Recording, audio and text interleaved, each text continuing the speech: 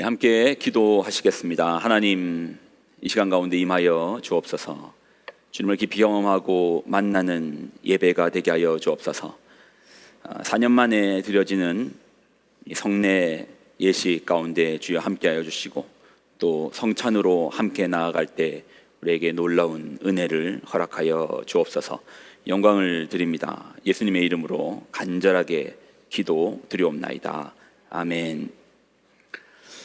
복된 주일입니다. 우리 양옆에 귀한 지체들과 같이 한번 인사 나누겠습니다. 복된 주일입니다. 축복합니다. 예, 감사합니다. 예.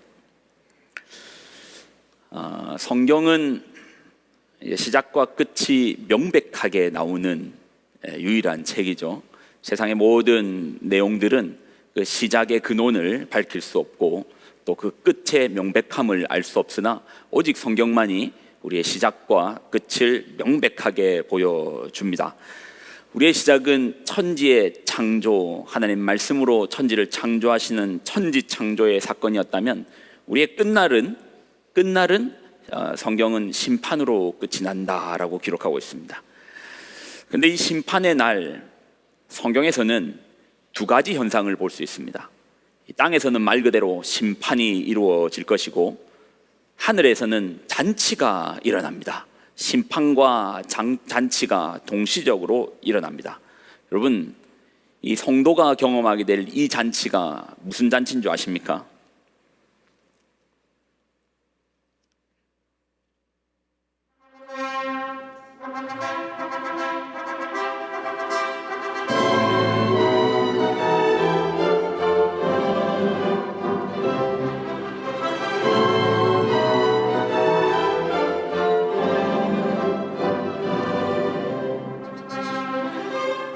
성도의 끝날의 잔치는 혼인잔치입니다. 여러분 꼭 기억해 두십시오. 우리의 끝날은, 예수를 구주로 믿는 성도의 끝날은 혼인잔치로 끝나요. 이게 성경이 기록하고 있는 우리의 끝의 사실적 표현입니다. 성경을 자세히 보면 하나님과 우리의 관계를 결혼의 관계로 표현하는 부분이 많아요. 예수님의 비유 중에서도 혼인잔치에 대한 비유가 많습니다. 여러분 꼭 기억하십시오. 심판의 날 성도들은 잔치, 혼인 잔치로 들어갑니다. 그래서 우리는요, 성경이 말하는 우리의 새로운 시작을 알리는 이 혼인 잔치를 좀 알 필요가 있습니다. 그래서 저는 오늘 이 혼인 잔치에 대해서 좀 설명을 드리고, 그리고 이 혼인 잔치와 더불어서 오늘 하는 이 성례식, 저는 이 설교를 준비하면서 이 설교는 꼭 성찬식과 세례식이 있을 때 꼭 해야 되겠다 마음에 결정을 하고 준비했던 내용입니다. 자, 음악은 여기까지. 자, 혼인잔치를 이해하려면요, 여러분 네 가지를 꼭 기억하셔야 되거든요. 한번 띄워주실래요? 한번 같이 한번 읽을까요? 같이 했습니다. 시작. 포도주, 지창금, 기다림, 세마포. 다시 한번 더 읽겠습니다. 자, 시작. 포도주, 지참금, 기다림, 세마포. 이 혼인잔치를 이해하려면 이 네 가지를 꼭 기억하셔야 됩니다. 이 혼인잔치는 의 모습을 보려면, 사실 우리의 결혼식도 혼인잔치잖아요. 근데 우리의 결혼식 말고 좀 더 이스라엘의 전통 결혼 방식을 이해할 필요가 있습니다. 그거는 이스라엘의 전통 결혼 방식에는 정혼과 결혼이 있습니다. 정혼, 결혼, 정혼, 결혼. 우리로 치면 약혼, 결혼이겠죠. 예수님의 육신의 어머니 마리아도 요셉과 결혼을 했습니까? 아니요. 정혼한 상태로 예수님을 잉태하였습니다. 우리는 흔히 이스라엘의 정혼 예식을 우리의 약혼과 비유하는데요, 엄밀히 말하면 약혼과 정혼은 다릅니다. 여러분, 약혼과 정혼은 달라요. 만약 약혼이 깨지면, 우리가 약혼식을 하고 약혼이 깨지면 이건 이제 파혼이라 하지만 법적으로는 아무런 관계가 없습니다. 그래서 이혼은 아닙니다. 그런데요, 이스라엘의 정혼은 다릅니다. 이스라엘의 정혼은 정혼이 깨지는 순간 남녀가 한 번도 동침한 적도 없고 같이 산 적도 없지만, 정혼이 깨지면 이것은 파혼이 아니고 이혼이 되는 겁니다. 법적으로 정혼의 순간부터 법적으로 이들은 부부가 된 거예요. 예. 같이 산 적은 없지만 법적 부부입니다. 정혼의 과정을 좀 설명을 드리면, 먼저 정혼의 과정을 설명드리면, 남자가요 마음에 드는 여인을 만났습니다. 그리고 여인의 집으로 갑니다. 그리고 남자는 그때 두 가지를 준비해야 됩니다. 무엇을? 포도주와 지창금을 준비해야 됩니다. 포도주, 지창금, 기다림, 세마포라고 했죠. 남자가 준비할 것은, 신랑이 준비할 것은 포도주와 지창금을 준비해요. 지창금을요 신부 측에 전달하고, 그리고 돈의 일부를 가지고 성대한 파티를 열어요. 파티를 엽니다. 일주일간 7일간 파티를 엽니다. 그리고 이 파티의 마지막 하이라이트는, 마지막 날 신랑이 신부에게 최고급 포도주를 내미는 겁니다. 나의 신부가 되시겠습니까? 라고 하고 최고급 포도주를 내밀어요. 신부는 축제 동안에 신랑을 자세히 봅니다. 자세히 살폈다가 이 신랑에게 나를 맡길만 한가 싶으면 그 포도주를 마시고, 그러면 포도주를 마시면 그때부터는 정혼이 성립되는데, 만약에 이 포도주를 거부하면은 정혼은 깨지는 겁니다. 포도주를 마시는 순간부터 법적 부부의 효력을 발휘하는 것입니다. 자, 이제 정혼을 했으니까 뭐 해야 됩니까? 결혼을 해야 되는데, 정혼 후에는 남자는 떠납니다. 남자는 떠나요. 왜 어디로 가는가? 아버지 집으로 떠나요. 부부가 그러니까 이 떠남의 기간을 신부에게 언제 돌아오겠다, 언제 결혼식을 하겠다라고 말을 해주지 않고 떠납니다. 이게 좀 독특하죠. 그럼 왜 떠나는가? 이유는 간단합니다. 같이 살 집을 마련하러 갑니다. 거기나 여기나 하여튼 남자들은 집 준비하는 게 보통 일이 아닙니다. 집을 준비하러 떠납니다.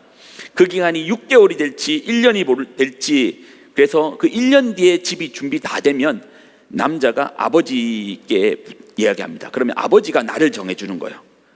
신랑 측 아버지가 날을 정해주는 겁니다. 근데 통상적으로 신랑이 언제 올지는 신부는 모르는 겁니다.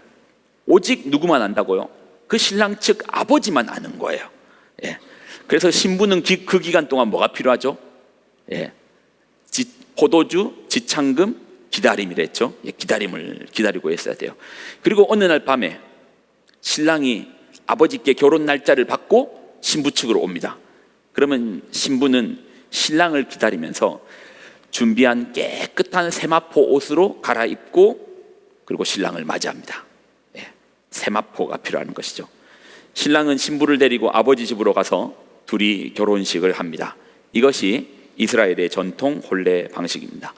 제가 이야기하는 동안에 네 가지가 다 나왔습니다. 포도주, 지창금, 기다림, 세마포가 나왔습니다. 자, 왜 제가 남의 나라 결혼식의 이야기를 이렇게 이야기했는가? 이유는 이게 남의 나라 이야기가 아니고 결국 우리 이야기인 거예요. 결국 이 이야기가 우리의 이야기인데, 제가 뭐라고 말씀드렸습니까? 우리의 마침은 결혼식으로 마친다고 했잖아요. 혼례식으로 마친다고 했잖아요. 자, 이게 우리 얘기인 거예요. 자, 이제부터는 예수님과 빗대어서 좀 설명을 드리겠습니다. 여러분, 예수님께서 첫 번째 기적이 무슨 기적이십니까? 가나의 혼인잔치에서 뭐를 만드셨죠? 물로 최고급 포도주를 만드셨어요. 결코 우연이 아닙니다. 예수님의 첫 번째 기적에서 포도주를 만드신 것은 결코 우연이 아니고, 그것도 혼인 예식이 있는 자리에서 포도주를 만드심도 결코 우연은 아닙니다. 우리의 영적인 신랑이 되시는 예수님께서 우리에게 최고급 포도주를 내미시면서 말씀하는 거예요. 당신이 나의 거룩한 신부가 되겠는가? 그런데 아무리 생각해봐도 나는 포도주를 마신 적이 없는데요. 여러분, 마태복음 26장 27절로 29절 같이 한번 읽을까요? 같이 읽습니다. 시작. 가지사 감사하기도 하시고 그들에게 주시며 이르시되, 너희가 다 이것을 마시라. 이것은 죄 사함을 얻게 하려고 많은 사람을 위하여 흘린 바 나의 피 곧 언약의 피니라. 그러나 너희가 이르노니 내가 포도나무에서 난 것을 이제부터 내 아버지의 나라에서 새 것으로 너희와 함께 마시는 날까지 마시지 아니하니라 하시니라. 포도주 마신 적 없습니까? 성찬식 때마다 포도주 마시지 않았습니까? 성찬식 때마다 마셨던 그 포도주가, 포도주를 마신과 동시에 여러분은 예수님과 법적 부부가 되어버린 겁니다. 신랑이 준비해야 되는 게 포도주만 있다고 하지 않았습니다. 또 뭐를 준비해야 되죠? 지창금을 예수님께서 나에게 지창금을 주신 적이 없는데요. 받은 적이 없는데요. 자, 이것도 우리가 발뺌을 못해요. 자, 로마서 5장 8절을 읽습니다. 5장 8절 시작. 우리가 죄인 되었을 때 그리스도께서 우리를 위하여 죽으심으로 하나님께서 우리에 대한 자기의 사랑을 확증하셨다. 십자가에서 우리를 위하여서 우리의 죄값을 치르기 위해서 자신의 몸으로서 자신의 물과 피를 모두 쏟아주심으로 우리의 죄의 값을 지불해 주신 거예요. 죄에게 팔려버린 우리를 당신의 온몸을 십자가에 내어놓음으로 말미암아 당신의 피의 값으로 우리를 건져 주신 거예요. 그런데 집창금이 어디서 지불되었죠? 십자가에서 다 지불되었습니다. 그러니 예수님의 피값으로 그 포도주를 마신 우리는 이미 정오는 성립된 겁니다. 정오는 끝났어요. 말씀에서 내가 정오한 줄도 모르고 넘어가면 안 되잖아요. 말씀에서 우리가 확인하는 거예요. 정오는 이미 끝났습니다. 자, 그러면 이제 남은 게 뭐라고요? 결혼식이 남았습니다. 결혼식이 남았어요. 자, 그리고 십자가 부활 이후에 예수님은 어떻게 하셨습니까? 승천 떠나버리신 거예요. 아니, 우리가 실컷 정혼하시고 떠나버리신 거예요. 저 구름 너머 어딘가로 가셨습니다. 어디로 가셨습니까? 아버지 곁으로 가신 거예요. 아버지 곁으로 가셨어요. 아니, 당신의 피로 우리와 정혼을 하셨는데 예수님께서 아버지 곁으로 가버리시면 어쩝니까? 정혼한 남자는 아버지 집에서 뭘 준비한다고 했죠? 살 집을 준비한다고 했습니다. 이것도 말씀에서 확인해 봐야죠. 요한복음 14장 1절로 3절입니다. 자, 여러분이 한번 천천히 말씀에서 확인해 보세요. 읽습니다. 시작.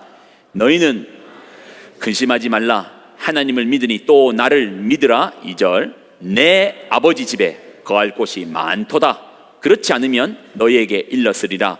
내가 너희를 위하여 거처를 예비하러 가노니, 자,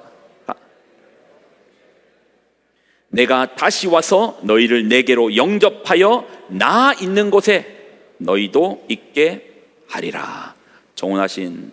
우리가 종혼하신 예수님께서 떠나셨어요. 왜 떠났다고요? 집 준비하러 가셨습니다. 열심히 아마 집 짓고 계실 겁니다. 다 준비되시면 예수님이 오실 겁니다.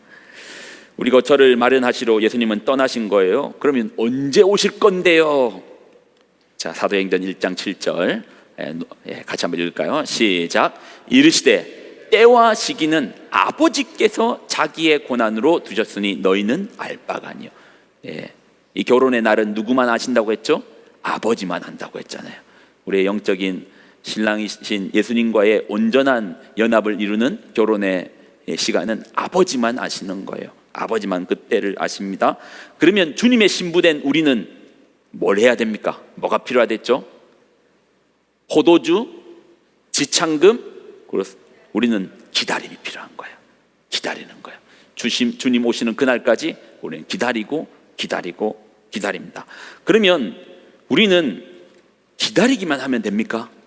아니요. 마지막으로 신부된 사람들이 준비해야 되는 게 있다고 했습니다.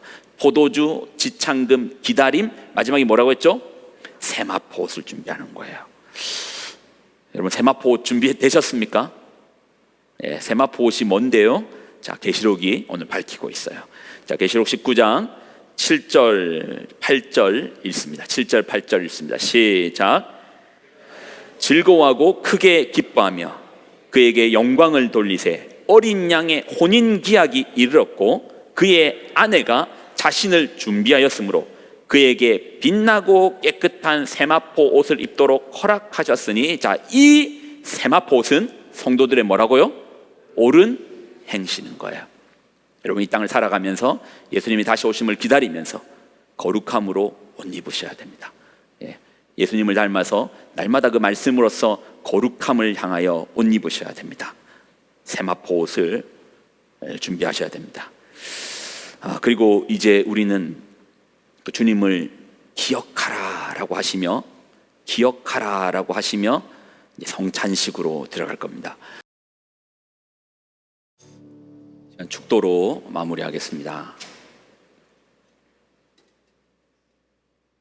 이제는 우리 주 예수 그리스도의 은혜와 하나님의 무한 극진하신 사랑하심과 성령님의 교통 동행 충만하신 그 동행하심이 오늘 말씀을 쫓아서 거룩한 신부의 삶을 살기로 작정한 귀한 성도들의 머리 위에, 그들의 가정 위에, 그들의 기업 위에, 자녀들의 머리 위에 이제로부터 영원히 항상 함께하여 주시기를 간절히 축원드리옵나이다. 아멘.